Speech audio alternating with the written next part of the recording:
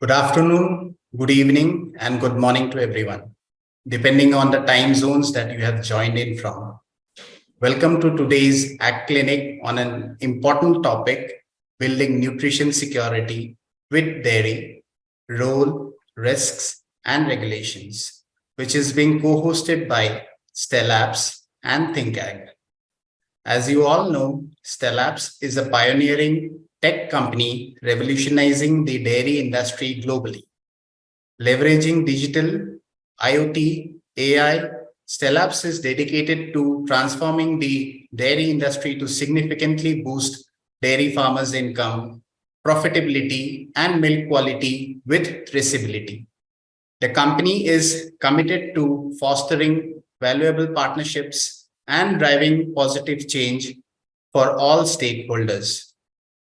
ThinkAg, a not-for-profit organization, is India's leading ag food fintech collaboratory platform, bringing together different stakeholders of the ecosystem to improve the outcomes in Indian food and agriculture.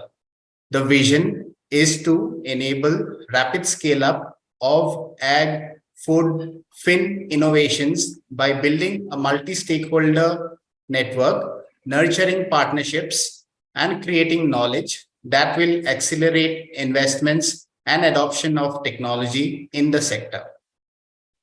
We have four esteemed speakers participating in today's panel discussion.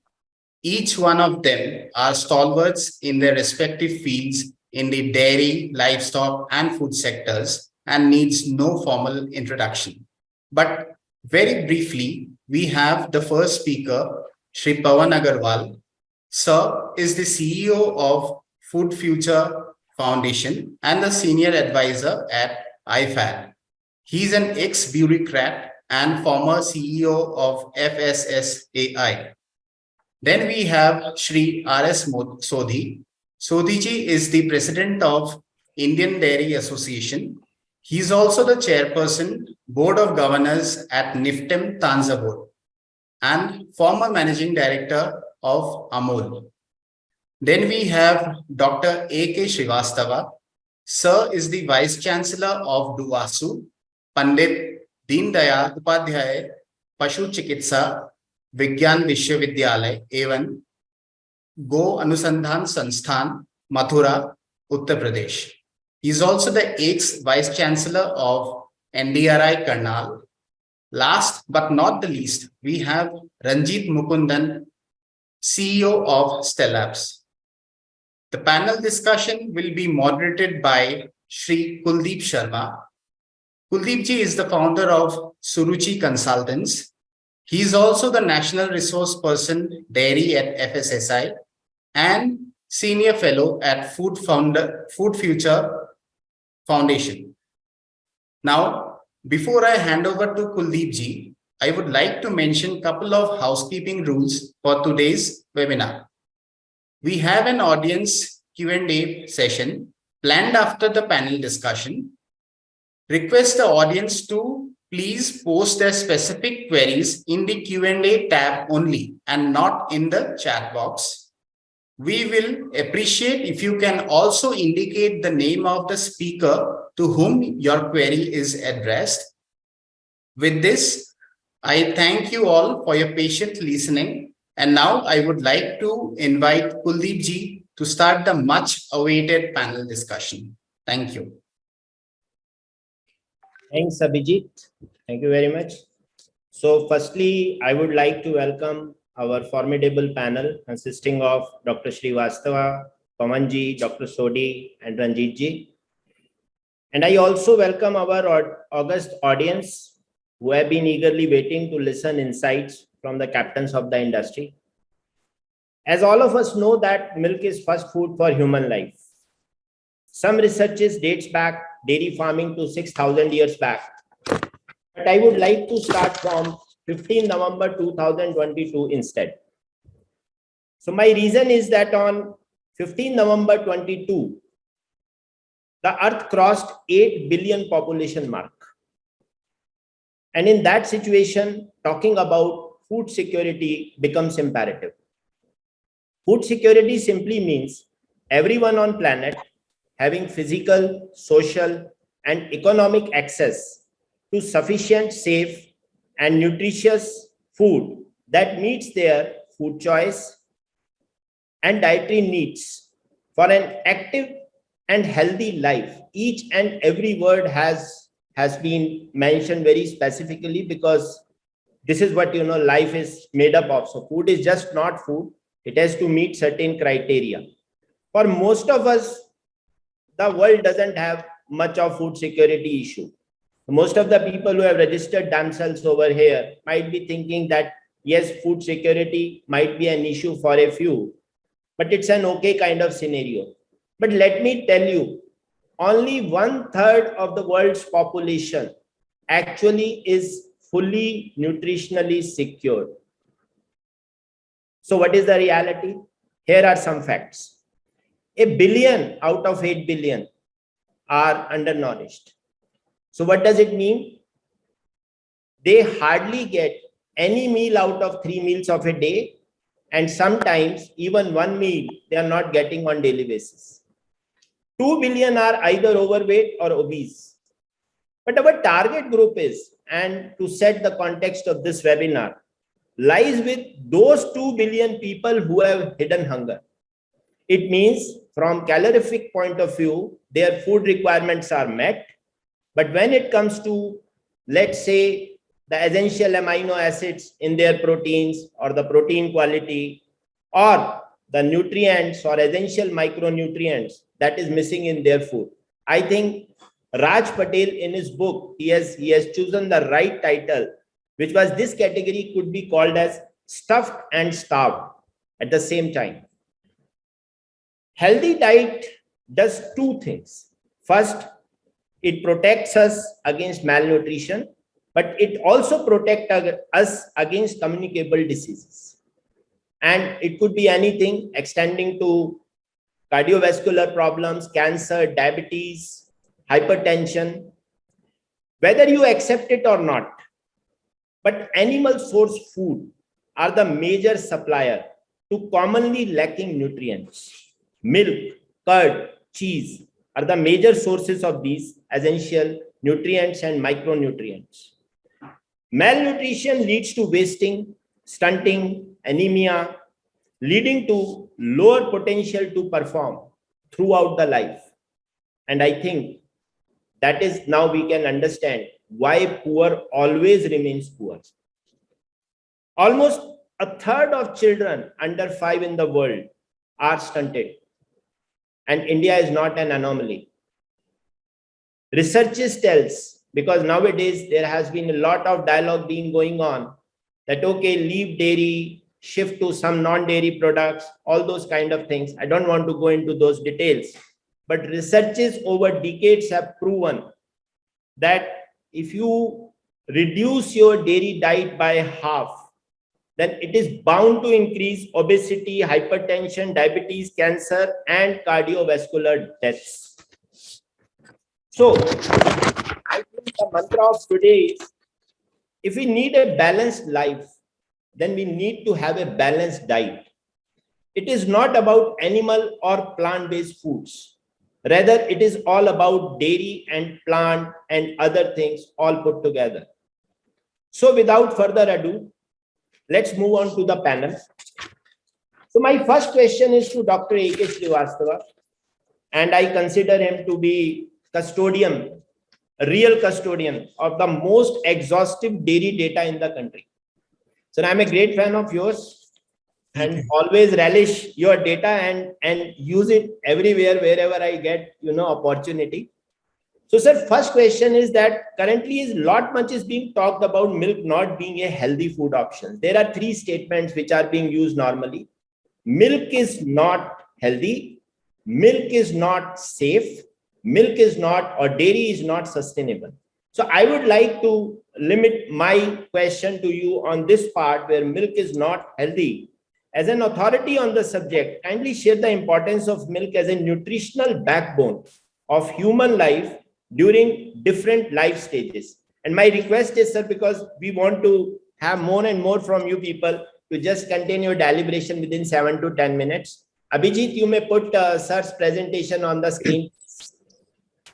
Thank you very much, Kuldeep ji, for giving introduction. Very simply, I can say that whatever you said, that milk is not good as far as nutrition is concerned. These are all wrong things. Milk is powerhouse of the nutrient, and there is no alternative of the milk nutrition in our food. I always say that our crop sector, wheat, rice, they can provide the food security as far as quantity is concerned, but as far as nutrition is concerned, it will come only from the livestock products, and dairy is more important in that one. So we can say that milk is a wholesome, complete food. It is like a one-stop shop for all important and for every single nutrients that body needs in human being. Let us be very clear that it is a one-stop shop which is having all nutrients. The composition of nutrition in milk is so complex that it is the most widely studied food, most widely, and there is no contraindication, and most consumed food items. Bovine milk is most consumed food items. Not only that, milk is an excellent source of all nutrient of concern, which is under-consumed by majority of the population, like vitamin B12, vitamin K, calcium, vitamin D, and which are not present in many of the food items. For 20 out of 22 essential nutrients, milk is the food which is having 18 nutrients, and that too in abundance. What is lacking in milk, it is only vitamin C, fiber, vitamin B6, and iron. So in that respect, we can say that it is near to complete food. Next, please. Now, I have taken fourth section: milk protein, fat, minerals, and nutrients, and vitamins. So milk protein, if we see the quality of milk protein, excellent source of quality protein. And what you talk that essential amino acid, I can boost that milk is only food which is having all 9 essential amino acids which body requires. Maybe methionine, lysine, phenylalanine, threonine, whatever 9 essential amino acids we are having, it is present in the milk. Second come branch-chained amino acids. For example, isoleucine and valine. And this isoleucine and valine is present in abundance in milk as well as whey protein. And it is very effective when we talk about the age-related muscle loss. So it does not allow the elder people to lose the muscle. Casein, which we say that it is a good protein of the milk, in addition to the protein, it helps in the absorption of calcium and phosphorus and other minerals from the GIT. So what I want to emphasize that it is not the only nutrient, it is the complete food matrix of the milk which helps each and every nutrient for its absorption, for its bioavailability. Recent findings of our research has confirmed that consuming milk lead to greater whole body muscle mass, greater bone mass, better physical activity in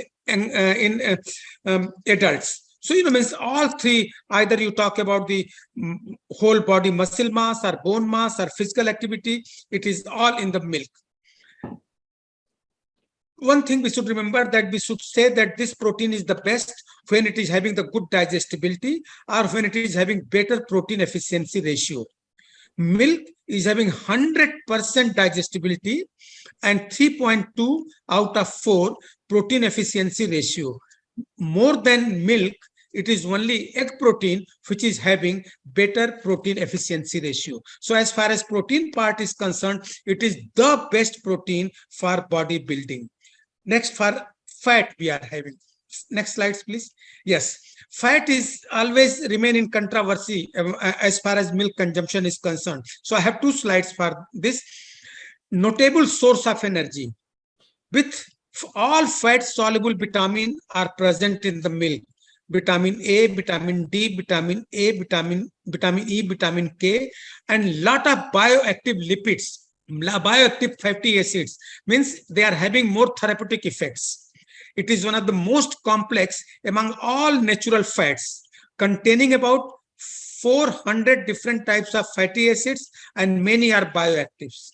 Among all these fatty acids, if we see in the milk, 4 to 5% are natural occurring CLA, conjugated linoleic acids. And I tell you that these conjugated linoleic acids are having a lot of health benefits, including reducing the heart diseases, risk of other diseases. So 4% of the total fat is CLA conjugated linoleic acids.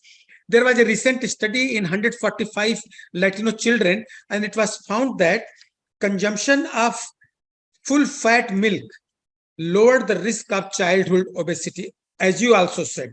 So it reduces the obesity. In another study, 18,000 middle-aged elderly women, it was studied that milk fat was found to reduce the weight gain. So it is reducing the weight, it is reducing the obesity. It is a good quality of the fat, milk fat. Next, please. Let us remove all the myths. Next slides, please. In addition to that, most important point, is fat globules membrane. If there is a fat globules in the milk, then there is a one membrane which is surrounding these globules. And this fat globule membrane, which we call MFGM, has unique structure. It is composed of lipids and protein, and that surround the fat globules. And this fat globules membrane is having a lot of bioactive compounds, phospholipids, glycolipids, glycoproteins, and these are responsible to form the blood group. When we say that we are having O plus, A minus, O minus like this, so this is the responsible because of the fat globule membrane. Not only this, milk fat globule membrane is required in the children for structural and functional development and maturation of the gut. Be sure that if child is devoid with the milk, the gut will not be developed fully. Not only that, it will also help in shaping up of the microbiota, gut microbiota. And we all know that in our gut microbiota, there are 100,000, 70 million of the gut microbiota having pathogenic and healthy. Healthy microbiota are being shaped out by this MFGM. And in an extensive study, we found that who consumed full fat milk and dairy products have less belly fat, less tissue inflammation, and 62% lower risk of diabetes to type 2 diabetes. These are all science findings. So we should emphasize that all the myths about the fat should be removed. Here it is important to note that milk fat is not consumed in isolation. Why they say that why milk fat is so good? Because milk fat is not consumed only in isolation. Milk and dairy food are containing protein, calcium, magnesium, phosphorus, and many other nutrients which are having agonist, antagonist action to each other and helping modulating the pharmacology, the absorption, the bioavailability of each and every biomolecules. Third slides, next slides come to the minerals. I am taking up only those minerals and vitamins which are important and which are not present in other food.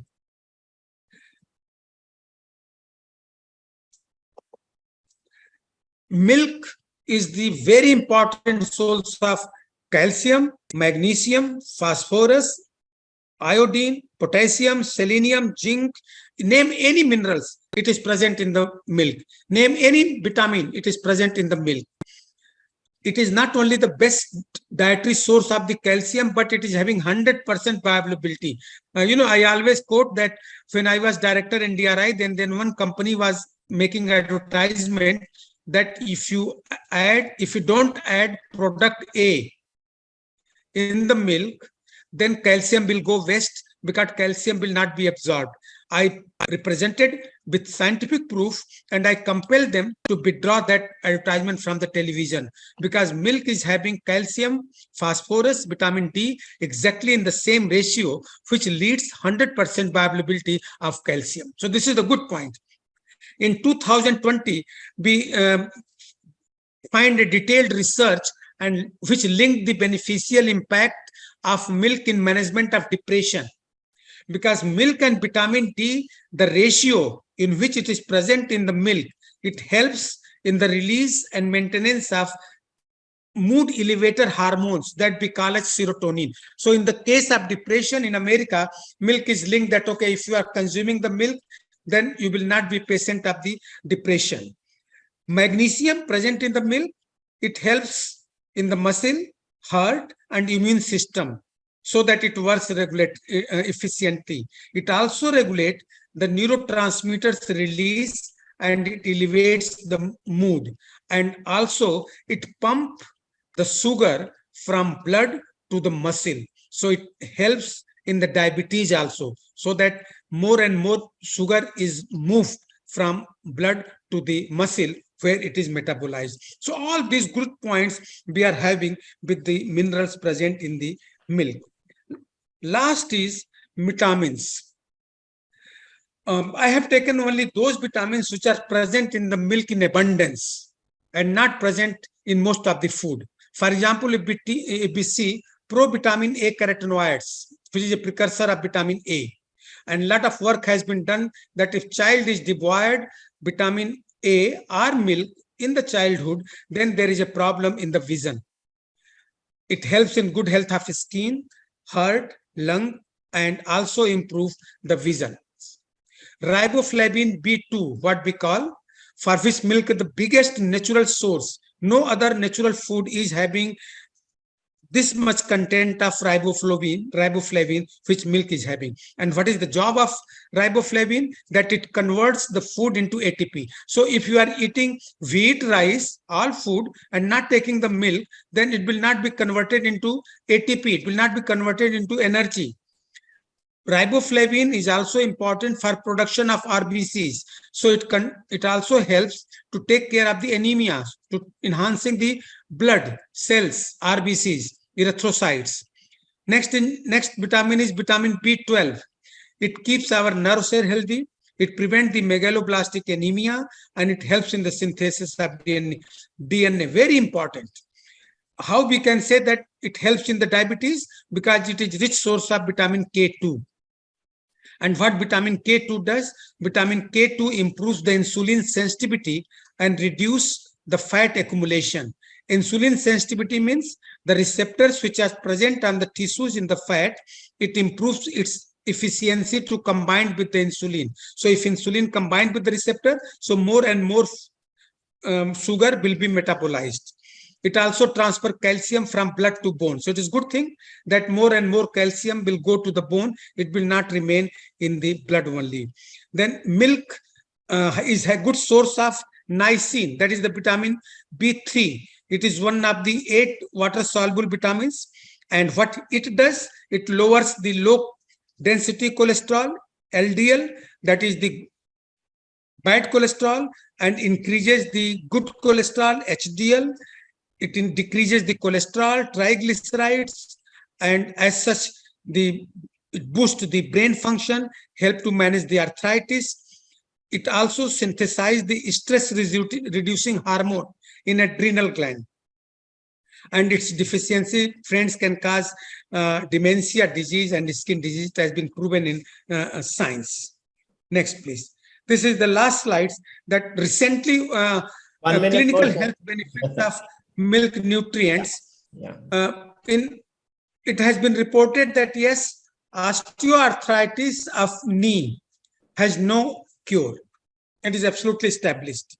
But simultaneously, it has also been established that drinking milk reduces the progression of the disease. This is the report of American College of Rheumatology Journal, Arthritis Care and Research.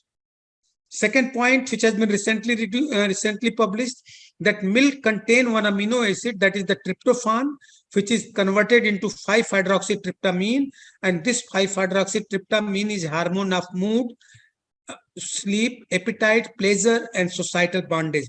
When we say mother-child bondage, this is because of this hormone, 5-hydroxytryptamine, 5-HT. It is present in the milk because it is having tryptophan, it is converted.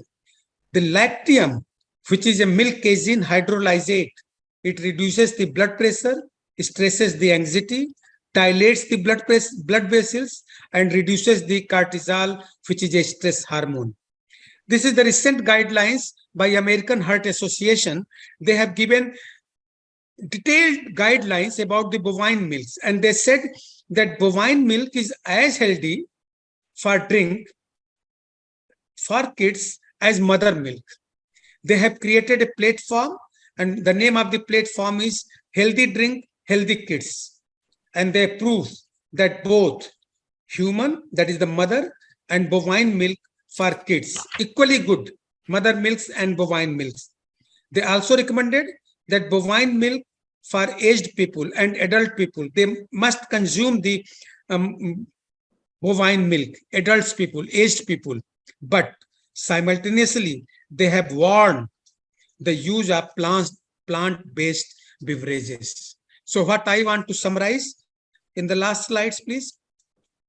Yes, so this is the summary of the last slides, that milk is full of nutrition, nutritional, nutraceuticals, and pharmacologically active molecules. Let us remove all myths about milk food. Let us create awareness about facts and science of the milk nutrition. The nutrition of initial 1000 days of a child is most important nutrition. If a child is not provided good nutrition during initial 1000 days, the child will remain epigenetically predisposed with syndrome X disease, which include diabetes, hypertension, and dyslipidemia. And science has acknowledged that in this 1000 days, milk is the most important nutrition. No child should be deprived for milk in the initial 1000 days. Last point, that plant-based beverages should never be named as a milk, or even milk analog or dairy analog, as these cannot mimic the food matrix of the milk. They can mimic anything, but they cannot mimic the food matrix of the milk with fortification. The definition of milk is well defined. These are creating confusion in the mind of consumers. Let us remove this confusion. Sure, thank you very much for giving me this much time. Thank you, sir. Thank you, sir, for such a prolific detailing on milk. And I think this is something which is required today.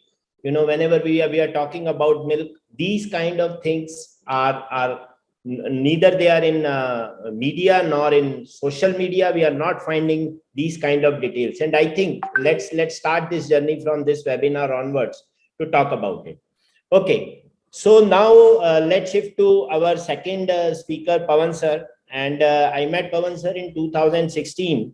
And since that moment, he has been a great teacher to me. This is what I can say. And the question also, because as I mentioned in the first, in the introduction, that first question which normally comes is that milk is not healthy. I think you have made that point very clear. And with Pawan sir, the second question is that milk is not safe. So, you know, sir, when you joined at FSSAI at that time, I think the most misinterpreted milk adulteration report of 2011 was the center of attention. Everyone was talking about that 68% of milk is, you know, adulterated. And it was with your intervention that we came to know that hardly there was any kind of adulteration in that milk or in that particular survey. So, sir, I would like that please elaborate your personal experience while evaluating the dairy food systems in particular, in which you have done a remarkable kind of job at that time during your tenure, and the outcomes of the subsequent surveys, because there was many interventions. I think I don't want to name others like Eat Right, fortification, but specific to milk safety. And at the end, closing it with FOSTEC, in retrieving back the confidence of masses, sir. So we'd like to hear your experience, sir. Thank you, Dr. Kuldeep, Mr. Kuldeep Sharma, for this invitation. This is a very unusual webinar. Let me congratulate you, for this, for excellent overview that you started with, and then wholesome data on wholesome milk by Dr. Srivastav. I think I've learned so much about milk today, more than what I learned in 4 years of my tenure with FSSAI from 2016 to 2020. Thank you, Dr. Srivastav. I think my respect for milk has gone several degrees high. I think let masses in general know about, how good is milk for all of us. Dr. Sodi, who has spent his life in milk, is also smiling. I think this is wonderful. I think if one thing that has really taken my sleep when I joined the FSSAI, it was issue relating to unsafe milk or adulteration, milk adulteration. They were calling it milk adulteration, and unfortunately, as it happens in the government, the 2011 report was not even available. Okay, it was only available in the media. The office did not have a copy of that. So that was the so we could not even analyze what was written in the report. What we heard through media reports was 68% of the milk in India is adulterated, which obviously cannot be believed. And therefore, immediately after I joined, we embarked on an exercise to undertake a survey of milk through our own, establishments in the states, and we found that it's becoming too complex. We found that the states do not have uh, uh, capacities consistently across all states to be able to do any such exercise in a meaningful manner, because the results that we were getting were, they were neither here nor there. So therefore we engaged later a professional agency, to undertake this national milk survey, which was conducted and completed in 2018. And this 2018 survey was, I think, remains a benchmark survey for milk in India, because that was the survey. It was not only qualitative survey, but we also quantified in several toxins in milk, uh, whether it is antibiotics or aflatoxin. They were quantified for the first time. And obviously, lesser issues which are important, at least in India, about SNM and fat, they were examined, but they were not given the kind of importance, that they were getting earlier, because those were the issues. They do not render the milk unsafe. I think I was told that India is one of the only countries that uses these parameters as quality standards, and many other countries use other parameters for quality, even for quality. And these, in any case, are not about safety of milk. So what we found in that survey was that despite the belief that large scale adulteration was there, very minimal adulteration was found. Just one or two samples were found to be adulterated at all. What we didn't know before the survey was that a very large percentage of India's milk, that has aflatoxins, which are beyond the admissible limit. So this was a wake-up call that we need to be doing something to address the issue of aflatoxin. And aflatoxin is something that has become a key concern for food safety globally, particularly in Africa. In India, this was the profile of aflatoxin as a toxin of concern has not been as much as in other parts of the country. I think this is for the first time that a systematic survey of milk was done, and 5.7% of the milk was found to have. But even since we had quantified the amount of aflatoxin present in milk, we found that it is not alarming levels. It was higher than the permissible limit, but the presence was not alarming. And that was in some sense a matter of satisfaction that we have flagged this issue, and now having flagged the issue, people who are in the sector, they will awake to this reality and will start doing something. And I'm told that a lot of action has begun to be taken after that. And the most important being that India, even today, do not have a feed regulation. And the feed is not regulated in India like many other countries in the world. And Ministry of Animal Husbandry and Dairying they basically took up this entire issue with the FSSAI, and we started, drafting those legislation that is still not come through, but I think we have made a significant headway in that direction for feed regulation. In some sense, the realization that feed is an important element to ensure food safety was recognized through that survey for the first time, and that became an important, milestone in looking at food safety, in India. As far as antibiotic residue was concerned, we found that only 1%, 1.2% of the samples, just 77 out of 6,342 samples had antibiotic residues beyond the permissible limit. Only one sample in the entire 6,400 samples was found to have pesticide residues above the admissible limit. So it was almost negligible. So I think the issues of food safety, but for aflatoxin, were really overstated. And that was the key finding from that particular survey. We, in that survey, did not look at the microbiological parameters of milk because of variety of reasons. Subsequently, a survey was done in 2020 for the milk products.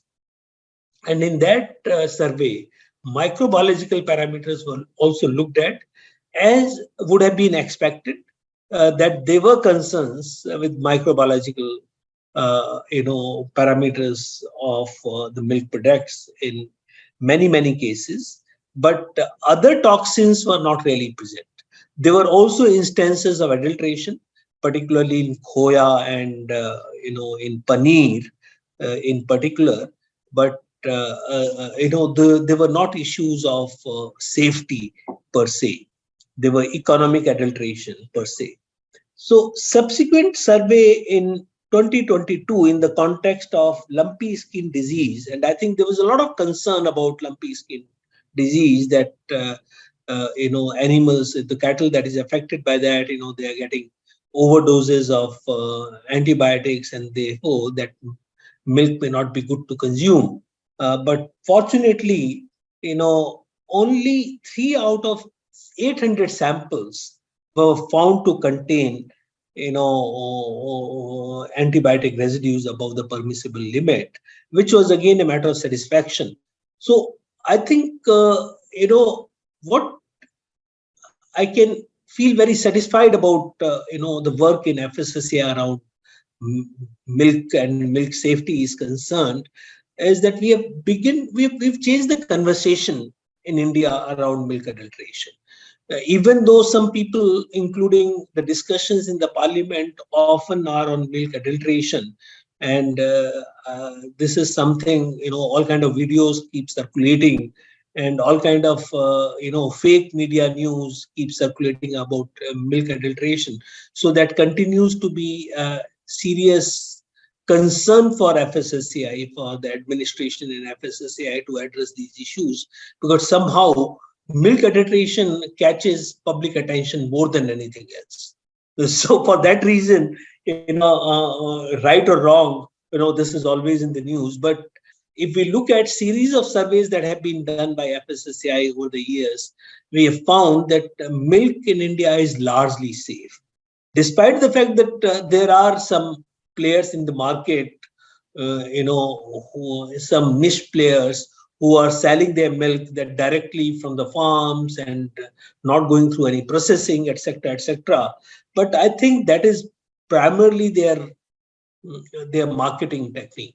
I think there is no substance that the milk has safety issues in India, except for pockets where some adulteration may be happening, and everyone is aware of these pockets where that adulteration, particularly in peak demand, is fairly common. I won't say rampant, it is fairly common. And the governments and the food authorities around the country are becoming more vigilant around it, and that is also being addressed. So I would just summarize by saying that, Mr. Kuldeep Sharma, I think the message that we can take home is that milk in India is largely safe. It is safe. Not even largely, it is safe. Because, when you give out these messages to the media, because they are used to seeing milk being unsafe, so they distort even these words largely into something that there is a problem. They will focus only that largely and forget about the safe part of it. So I would say that, one or two samples having pesticide issue, a few samples having antibiotic issues, and of course the issue of aflatoxin, which is a issue. 5.7% of the milk had aflatoxin residue above the limits, but that I'm sure is getting addressed as we move forward, and we can say and we can tell the consumers that milk in India is safe. Thank you. Great, sir. Thank you. And coming this statement from you, sir, it means a lot, because it comes with a seal that yes, you have seen it very closely. Abhijit, can we have very quickly the first question of the poll, which we have just for 30 seconds? Yeah.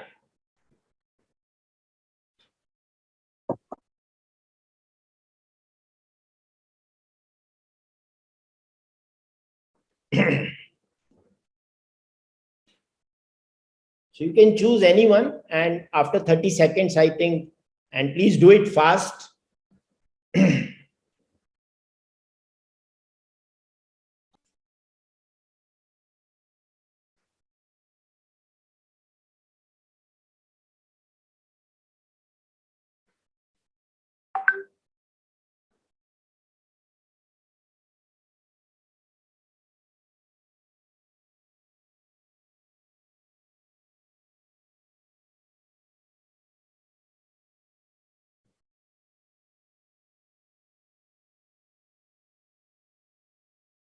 So the question is, what percentage of population in the world is vegetarian? You have to choose only one. What percentage of population use dairy-based products, milk and dairy-based products? And again, this question is at a global level. And what percentage of consumer actually read food labels for sustainability? Abhijit, I think third question is not appearing completely. If you can check, I think, does it need to be scrolled down, scrolled up, whatever?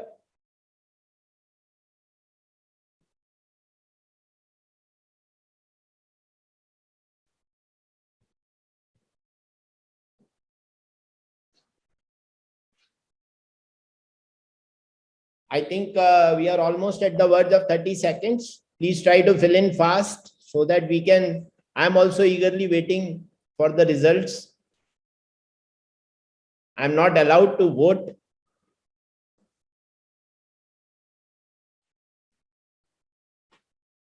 I was trying to vote, but I could not.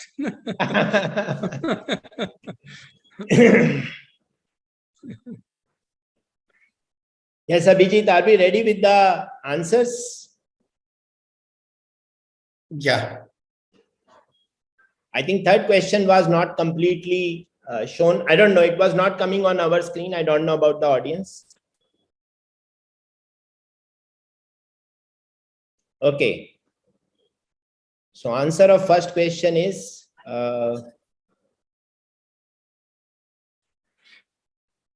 51% has said that total, it is only 22% of the population at global level who are vegetarian. So congratulations who have answered. I think the majority is there with the right answer. So it is only 20% of the total global population which is purely vegetarian. Second, Abhijit, can you bring it up? Second, I am unable to see the complete.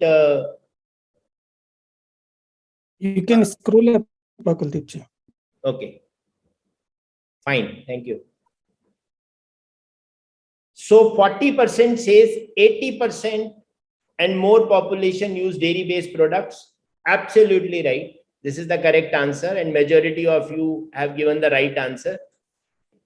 38% have mentioned that only 1 to 10% people read food labels for sustainability, and congratulations, this is the right answer. So I think our audience is very well aware of what's happening.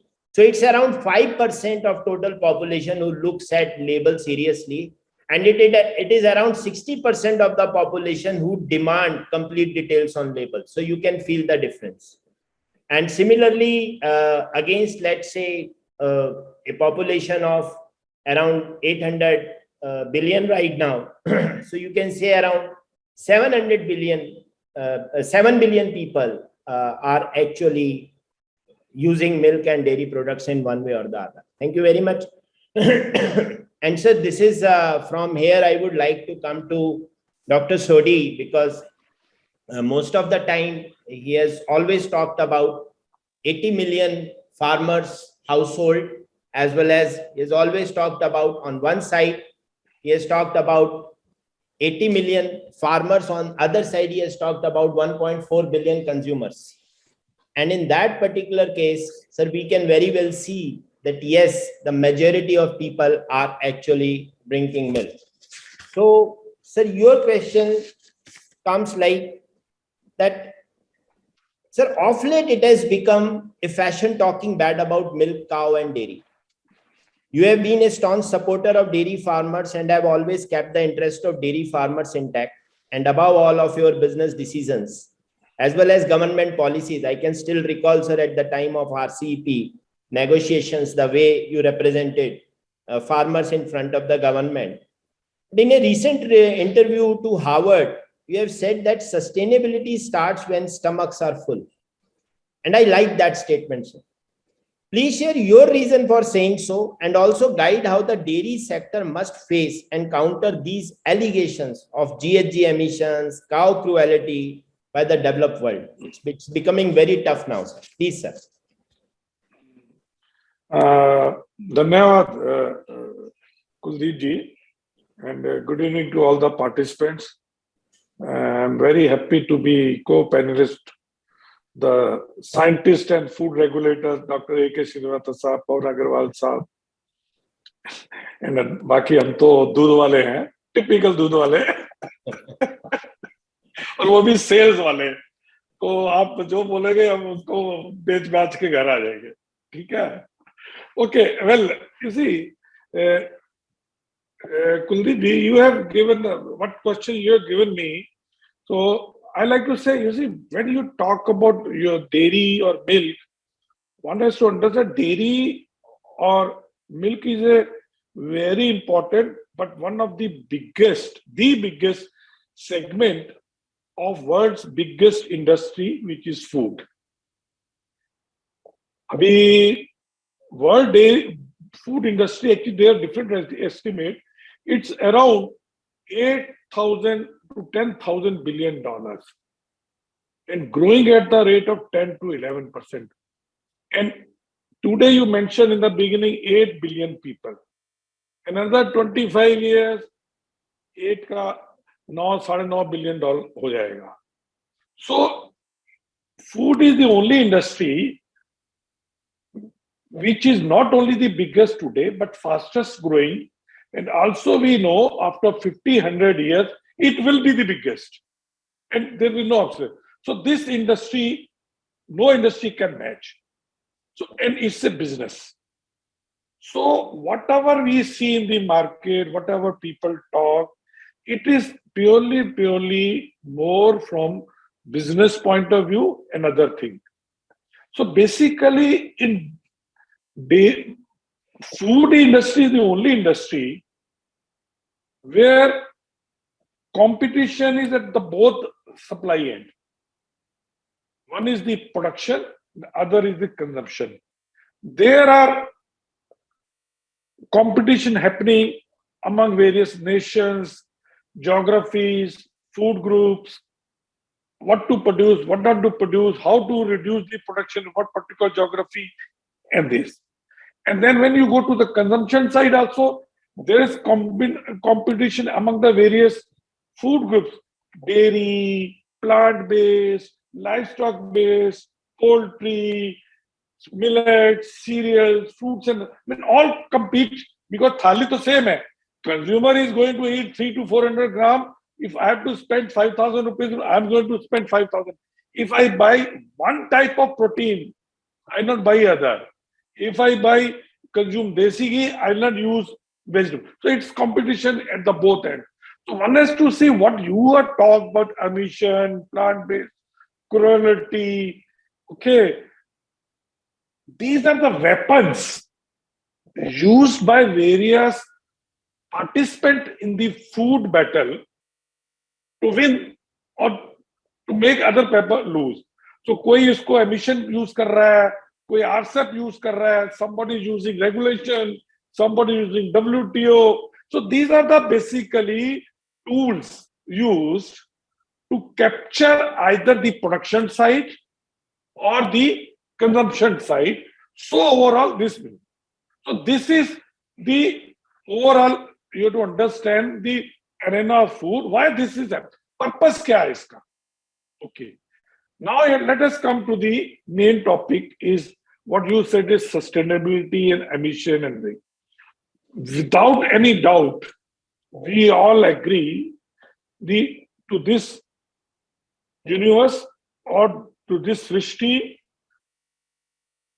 emission is the biggest threat. And we know it is happening. We know how these rains have become havoc, the floods and other things all over the world, how water scarcity is increasing. Okay. So now that is a fact, and we cannot say it is not there. It is there.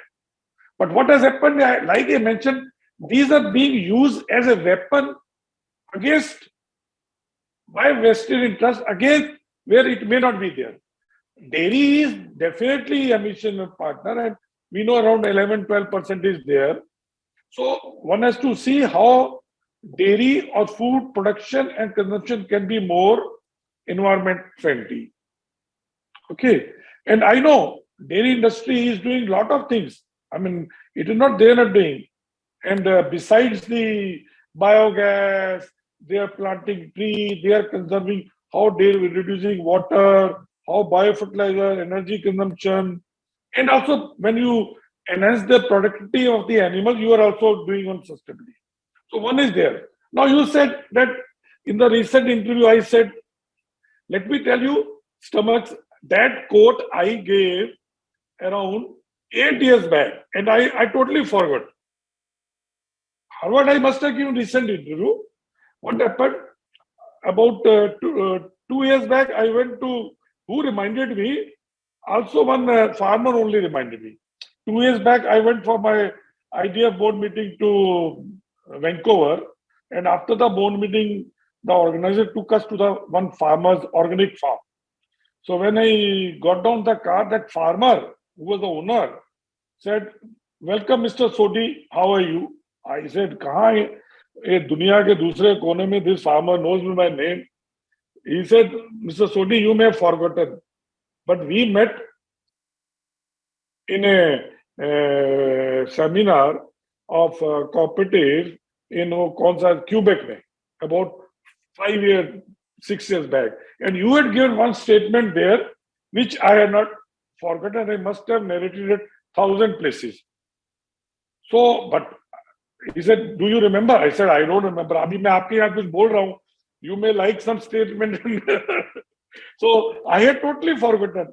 So that fellow farmer told me, "Sir, you said in that Quebec conference that sustainability starts when stomachs are full.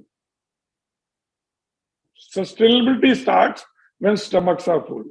So what I want to say is basically, when you talk about sustainability, ये वो एक बचपन में कि अभी भी वो हाथी की हम कहानी पढ़ते ना कि 6 अंधे थे, and each fellow got one part of the elephant, and each somebody said it is like a rope. So it is sustainability is like that only. If you ask any farmer or to any worker or laborer कि भैया sustainability क्या चीज होती है, वो पूछेगा हिंदी में क्या कहते हैं. For him, sustainability is nothing but daily की livelihood. दिन में मुझे कितना दिहाड़ी मिलेगा, end of the day how much I'll earn to feed my kids and the family. For him, sustainability starts from there, ends with that. That's all. If you ask sustainability to any policy maker or political leadership any nation, you ask this sustainability over to the Sri Lanka, Pakistan, or other countries which have gone through this food crisis, for them, sustainability means food security for their population. Sustainability providing employment. Sustainability means controlling inflation. Sustainability means law and order, and sustainability means economic development. You ask sustainability to any business enterprise. किसी businessman से पूछिए what is sustainability? He'll say, sir, sustainability means top line growth and bottom line. If I earn, then only I'll invest. So for him, profitability is. If you ask any people who have really hijacked this word, is any environmentalist, and you'll find everywhere.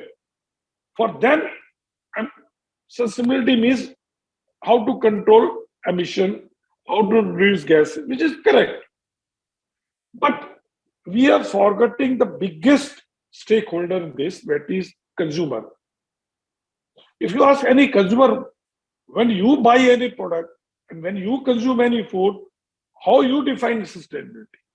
For him or her or housewife, sustainability means getting a very pure, natural food product which is tasty at affordable price. So she can eat or she can afford and give it to children. So actually sustainability ka wo hai. But nevertheless, when you talk among all the food categories, let me tell you, dairy is such a food category which is highly sustainable. I'll now give you very in that. मुझे मालूम नहीं मैंने कितना time ले लिया, but I can start and finish with this question only. देखिए, Lord Brahma ने ये सृष्टि बनाई है 1,000 lakhs of years, and in this Srishti universe there are three things which are dependent on each other. One is God Earth, जो आप कहते हैं पूरा धरती, animals and the human beings. You will see each one is providing food to each other and each fellow is dependent on each other. देखिए, whatever we crops or agriculture we grow on this soil or earth, it is providing food, main food to the human being. Whatever is left over is given to the animal. Animal eat it, the output of her. What they give milk, they give eggs, they give meat to the human being to eat, and whatever is the dung or excretion is there, that is converted to manure, which becomes the food for the soil. And also gases are released, which is called the emission. And when this manure goes to the soil or earth or dharti, it becomes food of them, and that food is used to provide nutrition to the crops. तो आप अगर इसमें से एक चीज गायब करेंगे तो बाकी दो कैसे सर्वाइव करेंगे? So please, you have to understand. Now in dairy industry, if you see, when I am talking the how sustainability is, keeping in mind whatever meanings of sustainability I have explained in the previous thing. So let us talk about the how dairy is providing food security. देखिए, in India we have got 300 million average bovine population, and 80 million people are dependent on that. And around, if the total food basket, whatever nutrients we are buying or eating, around 20 to 25% of the total nutrition requirement is coming from the milk or other products of milk. So, and also it is providing basically 1.4 billion people nutrition. आपके पास alternative क्या है? Now coming to the livelihood. Livelihood, when I said 80 million families multiplied by 5, is a 400 million people are fully or partially dependent for the livelihood. So they And it is around, in India, $120 billion industry. So 120 billion, that output is taken by the 80 million families to meet their dairy requirement. They sell it to the, चाहे वो cooperative को बेचेंगे, चाहे private को बेचेंगे, and everything. Plus, around more than 1 million retailers are selling dairy, milk products. For them, it's a livelihood. So you can understand how dairy is providing livelihood to, besides nutrition, to millions and millions of people. Now, other is coming to sustainability or emission. Okay, dairy, when I mentioned we grow the crop cereals, whatever is left over of these produce, चाहे वो wheat हो, चाहे वो paddy हो, चाहे वो sugar corn हो, groundnut हो, vegetable हो, fruits हो, cotton हो, तो उनका जो leftover हो जाता है, that is fed after the human consumption. Straw वगैरह जो भी होगा, de-oiled cake, that is fed to the animals to convert into the milk, and which is given to the 1.35 billion people.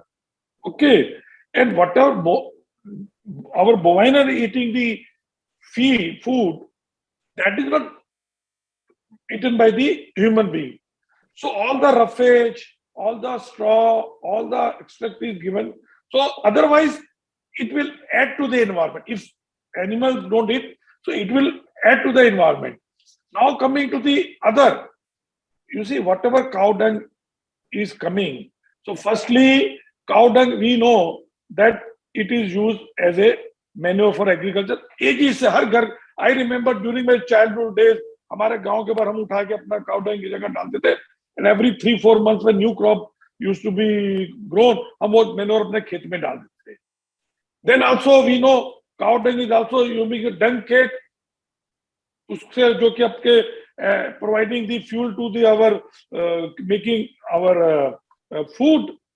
Then also now latest we know the biogas production, slurry से biofertilizer banana. So these are being used. And so what I want to say is basically, sir, emission is the area, but it needs to be controlled, and dairy supply chain is in fact reducing the emission and also providing nutrition and sustainability and livelihood. Only thing is we have to come out with the exact narrative when these weapons are being used against dairy. Thank you very much. आप unmute कीजिए Kuldeep. Yes, sir. Yes, sir. Thank you very much, sir. You have made it more interesting by bringing this, the whole cycle, linked to agriculture. And I still remember you mentioned that if suppose everyone has to bank on plant, then how to grow plant without manure? So to have that kind of chemical-free kind of purity. Sir, just as a very quickly, suppose, because now I think we will be shifting to that, because there are a couple of questions from the audience. So my request is, if suppose we can extend the session by around 15 minutes more, so that everything can be accommodated, because session is becoming more and more interesting and good insights are coming. Sir, I would just like to have it may be more like a rapid fire for all the speakers, the second question. So I would like to start from you only, sir. On that analog part, sir, I would just like your take, because industry is really disturbed with that. And today you are also wearing the hat of President Indian Dairy Association. So what kind of, how to tackle this issue, sir? Because I think Pawan sir is also there as a regulator. He also has his experience. How to tackle this issue, sir? I think one is the first year to take it in a very positive way. This plant-based, please try to understand,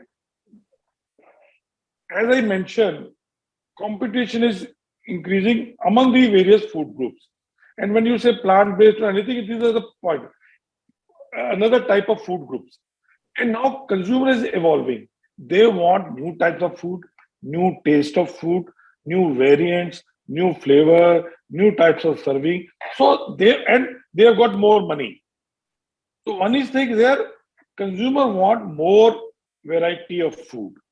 So आज आप plant based कीजिए, unplant based बेचिए, fermented product बेचिए, cell based बेचिए, low cholesterol, high cholesterol, without lactose, low sugar, all types of foods are coming, and there is a plenty of space for everything. But I want to say two things. देखिए, one thing is there, whatever new food there, like I mentioned, food category, food segment, food industry is there from thousands and thousands of years, and it will be there. And basically, food consumption, food, whatever different types of food may have changed.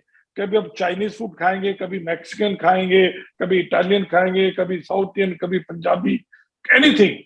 But इसमें सब commonality क्या है? There are three things which are common. One is food has to be tasty.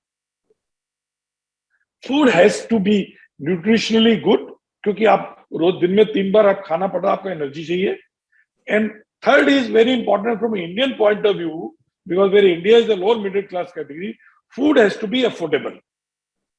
So any food has got a potential which can meet this parameter of taste, nutrition, and affordability. Then that food will have life. Otherwise, it is a fad. आज आया कल गया. It's a fashion. Right. ठीक है. So whether you talk plant, so one has to see whether the product जो आप plant based बोलो या कुछ भी बोलो, how it is coming or how it is measuring on this metrics of taste, nutrition. मेरे ख्याल से dairy it cannot compete anyway, not near. Taste में not at all near. Nutrition, it's not a company. Nutrition much lower or affordable तो है ही नहीं. So we should not, long term we should not be worried. Let me tell you, long term pure. अभी all over world you'll understand, consumer is shifting more towards wholesome, like Dr. Srivastava, wholesome, natural, pure food. आप देखिए कितनी process food में कितना कुछ आ गया, पर अभी वो कम हो रहा है. People are more going for wholesome, pure, with minimum ingredient. And what is this product? Plant based has got maximum ingredients. It's chemically fortified factory manufactured food. So one is there. Second thing is, we are very thankful to FSSAI, Shri Parama Agrawal ji there, that now we have defined that dairy is a category which cannot be used if it is not using the milk. Yeah. So अगर आपको food देना है, plant में दीजिए, call it a proprietary product, कुछ भी करना कीजिए, because आज आप we consider dairy as a gold. ठीक है, तो अगर आप कुछ पीले रंग का, ब्रॉन्ज का या पीतल का कोई गहना बना के बोलेंगे it looks like gold, and उसके ऊपर भी हॉलमार्क का सिग्नल ठप्पा लगना चाहिए, अलाउड कर देना चाहिए, is it good?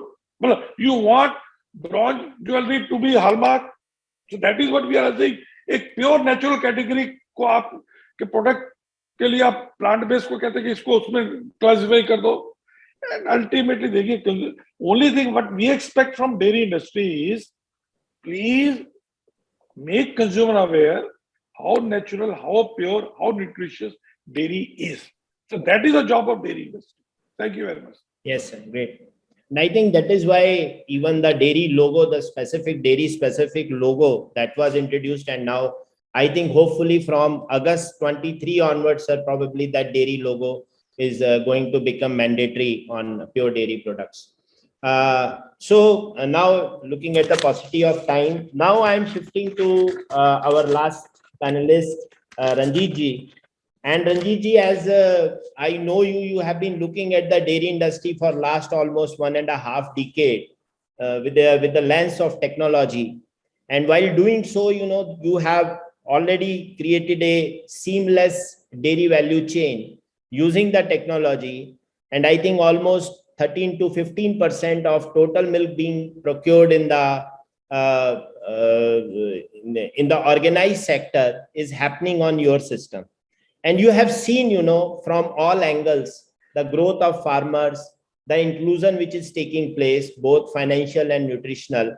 I would just like to hear from you very shortly, because almost the time is getting over and we have many questions from audience. So maybe I'll skip the second round of questions and directly come to the questions from the audience, because that's very important. So maybe if suppose we can hear from you your journey, and maybe if you can stick your deliberation to 5 to 7 minutes only, please, Ranjit ji. Sure. Yeah. Well, thank you, Kuldeep ji. So what we have attempted to do using technology is to sort of stitch together whatever the audience, the panelists have already spoken. Srivastava spoke about nutrition, Pawanji spoke about regulation of toxin, and Sodhi spoke about GHG. So what we have tried to do is stitch all of what has been said together, which is basically use technology to solve for productivity, basically improve yield per animal, improve throughput for farm, solve for quality, and solve for traceability. And all the three are interlinked, right? And our definition of traceability is fairly broad. It's not only about which cow in which village gave milk. It's also more about what testing was done at each node of the supply chain. What kind of a carbon footprint measurement indicators can we provide so that the stakeholders know was it really produced in a carbon efficient manner. What are the quality metrics can be depicted along the supply chain so that people know that when someone says it's good or bad, how can you really look at it quantitatively rather than handle perceptions? Can we quantify what has been stated? So our focus has been to use technology to enable all of what I just said, and more importantly, can we incentivize farmers and the rest of the ecosystem to deliver better milk, going beyond the traditional fat SNF measurement. Can we dynamically maintain mapping of every animal, every farmer, every can of milk, every bulk milk cooler, and so on and so forth, so that along the traceability tree, consumer can get visibility at a layman level. We don't want to confuse the consumer with a lot of data that he's going to think it's complex, but in a layman language, can we communicate that it's actually reliable and it's a traceable nutrition? And what do farmers care for? As Sodhi said, can farmers monetize some of the extra steps that are taken in this direction, where consumer gets reliable, traceable nutrition? Coming to other tech interventions, it's very important, as Sodhi said, only once stomach is full, one can talk about sustainability. How do we ensure that the women farmers are gainfully employed on our platform? How do you ensure that the farmer payments happens on time in a transparent, trustworthy manner? How do we ensure that the middlemen cannot manipulate the systems and break the farmers' trust? It sort of helps in fostering transparency, trust, and consistency in the supply chain, which is a basic 101, which is as basic as making sure the farmers, the stomachs are full. Unless there's a transparent system through digitization, unless there is incentive for clean milk production, people will always try to game the system, right? So can digitization be used to ensure through direct farmer payments and various other mechanisms, people are adhering to the basic ethics in the supply chain? Ensuring that women farmers are actually trained to run the technology at these collection centers. It's not the men who should be running it. Can we enable women farmers to run the various technology? Can these milk collection centers, can they also provide other services where the women can be trained? It could be cash withdrawal services. It could be giving other inputs to these farmers, because the farmers are not only looking at animals, they have other agri-produce. So can we use women farmers, train them to provide more inputs to to provide more services to the village where they're providing these services? Use the digital connect that we have with these farmers to help them opt in for various services that we provide. For example, recently we launched an heat index insurance, where if the heat wave, now it's a different scenario, there's a lot of rains everywhere, but when the heat wave picks up, can we ensure the productivity loss because the heat wave is high and the animals produce less milk? So that, and when farmers need more credit or insurance, can we provide them rather than they're depending on the local money lenders for the credit. Use data about the farm management practices, milk production and pouring to help underwrite credit risk better. All in all, how do we double farmers' income so that the women who are responsible for majority of this dairy farming can help focus on improving milk production, can help improve the kids' education, and finally the family's nutrition. So how can digitization help in all of what I just mentioned? So I'll wrap it up there just from the paucity of time. Kuldeepji.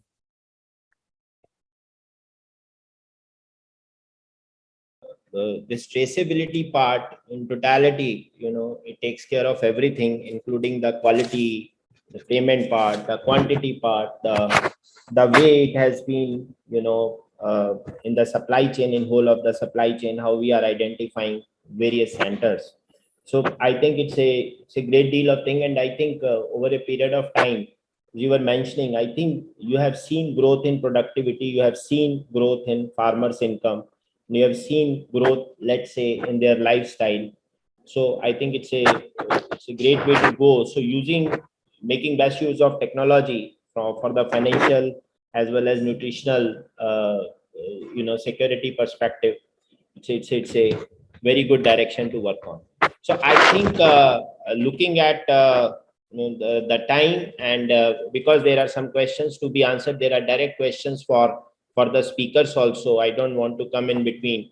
So I would just like to conclude, because I started with 3 questions like milk is not healthy, milk is not safe, and milk is not sustainable. I think our panel, I think, has cleared the haze around, and I can understand that it is very nutritious.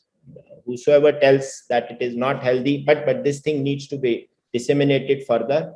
Similarly, it's safe because the regulator has lived the whole process of that survey and then taking the necessary kind of steps to take care of that, including the most important one.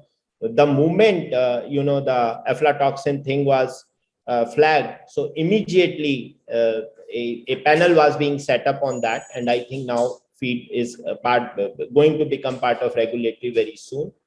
And I think Sodhi sir has cleared one thing very well in terms of sustainability. So I'm not talking from emission, but there is no threat from the plant-based food, because yes, I also believe that on that metrics of when we are talking of 3 pillars of, let's say, taste and nutrition, and if I link nutrition to, say, clean label plus affordability, I don't think so that any such product is going to cover that part. And yes, the way technology is penetrating, reaching to the last mile, reaching to the point of production, I firmly believe that the systems will definitely be developed and are developed in order to make all the farmers aware about how to be a responsible farmer, how to produce emission-free milk in near future. So with that, I hand it over to Abhijit for that question answer session. Please, you can direct the questions to the speaker. And thank you very much. Thank you. Thanks, Kuldeepji. So in the interest of time, I'll be taking up the questions, and I'll be requesting all the esteemed panelists to just take a minute to respond to the respective questions. So the first question is to Dr. A.K. Srivastava ji. Does UHT process affect the availability of nutrients? Means as compared to normal pasteurization, normal boiling, the retention of nutrient is much higher in UHT. The science has proved that it does not affect much on the nutrition as far as UHT process is concerned. Sure. Thanks, sir. My next question is to Pawan Agarwal, sir. How to convert the unorganized sector into organized sector in dairy industry, as the quality of milk and milk products is questionable? I think Milk dairy sector is one of the most organized sector, I would say. There is already a Uberization in some sense, where big processors, they basically take care of much of milk production except for personal consumption. But I'm sure that further work can be done, and I think still-ups technology interventions can really help in further formalization of the sector. Thank you. Sure. Thanks, sir. My next question is to Ranjit. How serious are businesses interested in curbing pilferages in the supply chain, which are directly proportional to the quality of milk? No, so curbing, pilferages or minimizing losses or improving quality is a business imperative. Unless these things are fixed, the businesses will not survive. So it's a very basic business imperative, and I think all businesses are doing everything possible to minimize this. Otherwise, no business likes to be less profitable. They all like to maximize profit, improve trust. So reducing pilferage, reducing wastages, ensuring quality is a basic 101 business imperative all the businesses focus on. So I think that's universally the way all businesses are focused. So I think there is a strong intent to curb some of these practices. Sure. Thanks, Ranjit. If Sodhi sir is there, I would like to have a question for him. Cow is the best source of food, energy, and fertilizers as a nature-based climate solution. Still, why global media is blaming for the source of GHG emissions? Is it marketing scam to promote the plant-based food? Well, Abhijit, I have already answered this thing. Basically, it is a competition between the food categories and all the nations. A nation who is producing more food or more dairy, they don't want the countries which are coming up. If you read the latest FAO report, in that it is mentioned the next 10 years, the whole growth in dairy is going to come from India, Pakistan, and Africa. So naturally, the countries which are now leading the world, they don't want these three nations to grow in. So naturally, they'll come out of all these things. So अगर आपको 400 ग्राम खाना है, तो अगर मुझे अपना product देना है, तो I have to remove somebody by criticizing. So, but I think I've already explained, it's basically the consumer has to decide, and consumer is shifting more towards pure, natural, and fresh food. अब ये देख लीजिए, naturally tasty, nutrition और affordable तो होने चाहिए, but more pure, natural, and fresh food. Thank you. Abhijit, just for a second, I would just like to add what Pawan sir was saying. And during his time only, there was a milkman certification program which got started. And there was a program on milk product vendors, their certification. It was apart from registration because it also involved, capacity building of these people to give pure milk, those cycle walas and mobike walas. So they got collected. So I think that is a very, very, I would say, an important kind of route to convert most of the unorganized sector to begin with, because they are the low-lying fruit. The doodh wala, I think there must be 2.5 million doodh wala in the country or more. I don't have correct numbers. So I think such kind of initiatives have been taken up, and I think and it happened under his stewardship only. Yeah, thank you. I remember. Thanks, Kuldeepji. So I think in the interest of time, we might not be able to take further questions, but we are happy that you have been a part of this webinar for all this time. So with this, I would like to hand this over to Ranjit for the closing remarks and the vote of thanks. No, thank you, everyone. I think it was a really enlightening session. We saw starting off, Srivastavaji gave us why milk is the superfood. I think we in the dairy industry need to propagate this in a message. Pawanji I mentioned that from a regulator point of view, how we need to look at milk. There can be a lot of false media related things coming in, that propaganda happens in every space. And Sodiji, as usual, gave a good the view that how these are used as business tools to prop up a plant based protein versus an animal protein. These are business tools, keeps happening. And thank you, Kuldeep ji, for really moderating it and make it really interesting. Thank you, everyone. Thank you so much. Thank you very much, Kuldeep. Thank you. Thank you. Thank you. Thank you, Pawanji. Thank you. Namaskar. Thank you, Kuldeep ji, Dr. Srivastava, Pawan ji. Thank you. Thank you. Thank you. Thank you.